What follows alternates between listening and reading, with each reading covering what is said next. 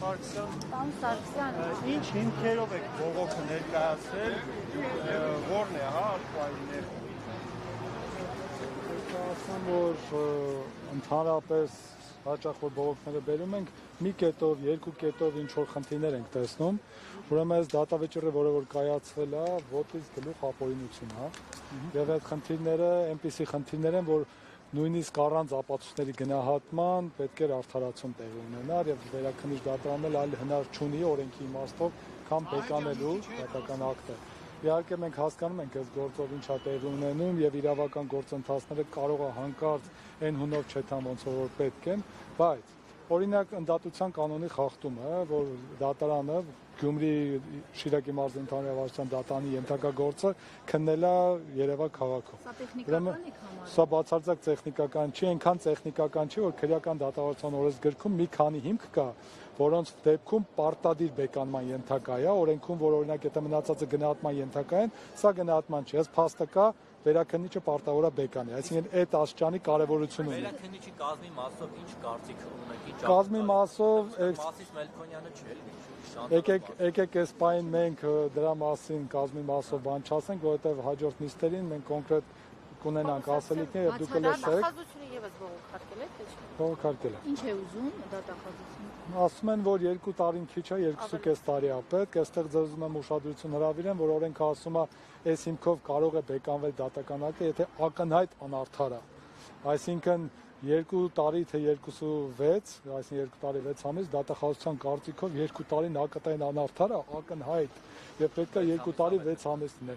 Ակնհայտ է, չէ՞ որ այստեղ աբսուրդ է, իրավաբանություն գոյություն չունի։ Պարոն Թեև ասում եք դատարանի կազմի մասին չխոսենք, բայց չենք կարող չնկատել, որ կազմի դատավորներից մեկը Վաչե Մարգարյանն է, որը նախկինում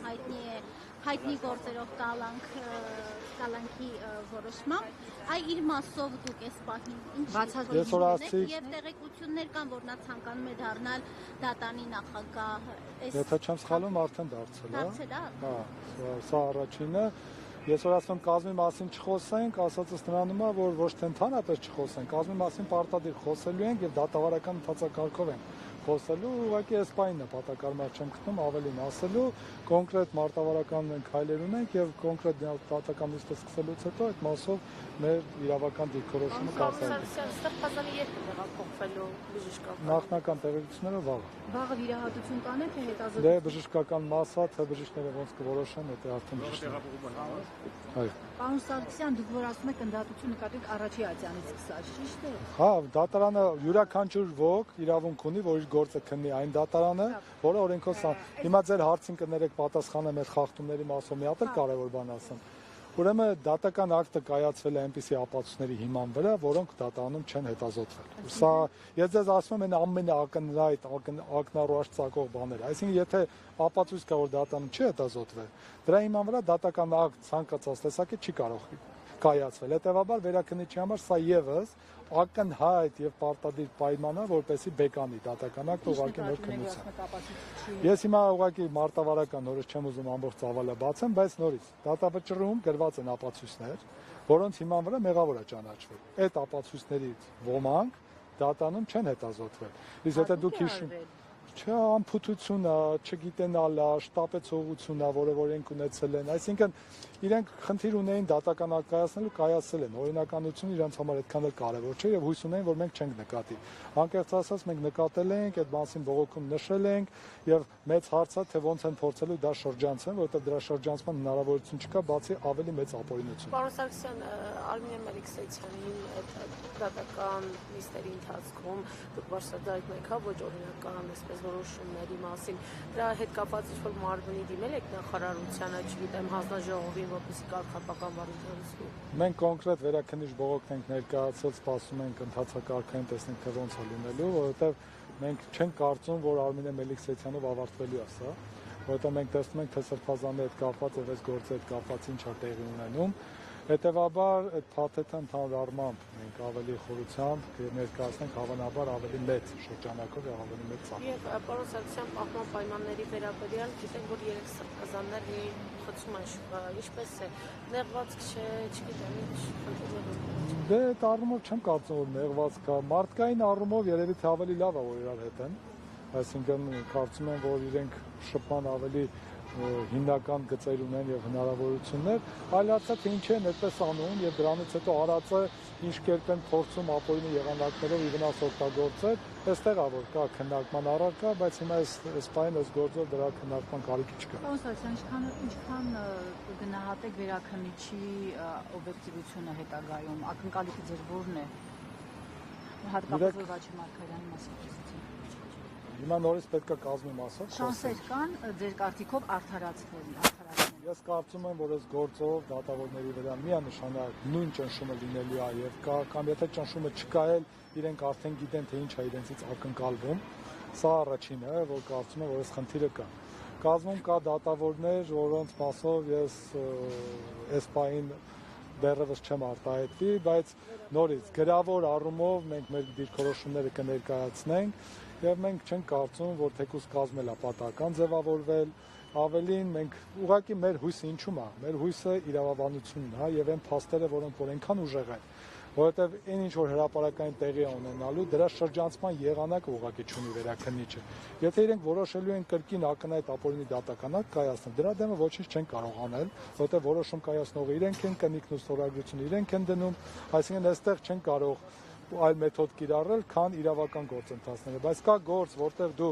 ներկայացնում ես փաստեր, որոնք որ տարբեր իրավաբաններ կարող են տարբեր կերպ գնահատել, իսկ այս գործով մենք ներկայացնում ենք փաստեր, որ անհնար այլ կերպ գնահատել, դրանք մաթեմատիկական ճշգրտություն են իրավաբանության մեջ։ Դրա մեջ մտնում է այն, որ մարդը ընդհանրապես տեսակետ է հայտնել, այսինքն գործողություններ իշխանության զավթման հետ կապված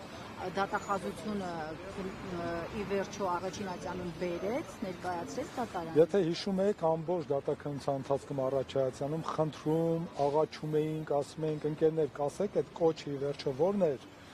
Մեզ ճառում էլ դրան անդրադարձանք, խոստանում էին, ասում են հիմա չենք ասում, բայց բոլորիդ խոստանում ենք, որ մենք չենք խուսափում, հիմա էլ շեշտում ենք, որ չենք խուսափում, կտեսեք, որ կանդրադառնան։ Ճառերում, եզրափակիչ ելույթներում կանդրադառնան, տեսանք, որ չանդրադարձան։ Մենք ֆիքսեցինք, որ դու հիմա էլ չանդրադարձակ, այսինքն իրենք չգիտեն այդ կոչը ո՞րն է, բայց կոչի համար դատապարտում են անձին, այսինքն անձը պատմել է մի բան, որ տեղի է ունեցել նախկինում, այդ նախկինում իր արածը իրենք համարել են հանցագործություն չի, հիմա ինքը պատմում է, որ նախկինում ինչ որ բան արել, որը դուք համարել եք հանցագործություն չի, ասում են կոչը։ Սա նման աբսուրդ բան մենակ կարող է այսօրվա իրավական այս իրավիճակներում լինի, որը որ Հայաստանում տեղի է ունենում։ Եվ բայց ընդհատությունը ինչու են փոխել ձեր կարծիքով, ինչ տարբերություն Շիրակի մարզում գտնվեր գործը թե Երևանում։ Իմ կարծիքով իրենք ակնհայտ կաշկանդված էին Շիրակի մարզում, հաշվի առնելով Սրբազանի մարդկային եւ բարոյական այդ հեղինակությունը,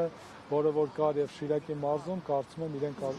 դժվարություններ ավելի կունենային դատավորների մասով, բնակչության մասով, այստեղ իրենք փորձեցին ավելի հեռու միտեղ իրենց նախընտրած դատավորի միջոցով կամ գուցե հատուկ գիտեին Արմինե Մելիքսեթյանի հետ ինչպես աշխատեն։ Էդգար Մանասյանն էր դուք եկել։ Ոնց որ թե Արմավիրից եկել։ Միանշանակ ոչ թե հնարավոր է, պարտադիր է, այսինքն դու պետք է բեկանվի այդ հիմքով գործ ուղարկի Շիրակի մարզի ընդհանուր ավարտության դատարան 0-ից նոր Դուք այդպես եք ուզում։ Կարգն է դա։ Մենք ուզենք թե չուզենք այդպես։ Չէ, ԿԿ-ն սկզբունքային չէ։ Եթե իրենք օրենքով գործեն, այդպես պետք է լինի, որովհետև ի սկզբանե այդպես պետք է լիներ։ Խախտումը թույլ են տվել։ Դուք ուզում եք որ կներեք, դուք ուզում եք որ վերաքնիչը բեկանի առաջինացանի որոշումը եւ գործ ուղարկի Շիրակի մարզի Մենք բազմաթիվ հանգամանքներ ենք բարձրացրել։ Խախտումները դատավարական, ապօրինությունները, որոնք որ բոլոր արդարացման հիմք են, մենք բարձրացել ենք ապահովների անթույլատրելիության հարց, որ բոլոր ապահովները անխտիր անթույլատրելի են, որ ապացույցները ընդհանրապես գոյություն չունեն, որ Միքայել Սրբազանը ընդհանրապես հանցանք չի կատարել։ Այսինքն այդ ամեն ինչը մանրակրկիտ 103 թերթից բաղկացած բողոք է, որի մեջ մանրամասն այդ ամեն ինչը շարադրած է։ Հիմա դրանք պետք է այստեղ քննության առարկա դառնան։ հնարավոր համարում եք որ հաջորդ Եթե այստեղ բեկանեց, պարտադիր է։ Եթե չբեկանեց այդ հիմքով, նորից իրենք կշարունակեն իրենց ձևը։ Դե ես մենք նույնա որ ասենք դատանի ինչ անելու, հիմա մենք չգիտենք ինչ կանեն։ Հույս ունենք, որ այս խախտումը իրենք չեն կարող աշխատել, որովհետև դա հնարավորություն իրավական չկա։ Եթե օրինակի համար մարդը մի բան արել է, ասում է քո գործողությունը այս հանցանքն կամ այն հանցանքն գնահատում են, այստեղ գնահատման բան չկա։ Սա մաթեմատիկայի իրավաբանության մեջ։ Շնորհակալություն։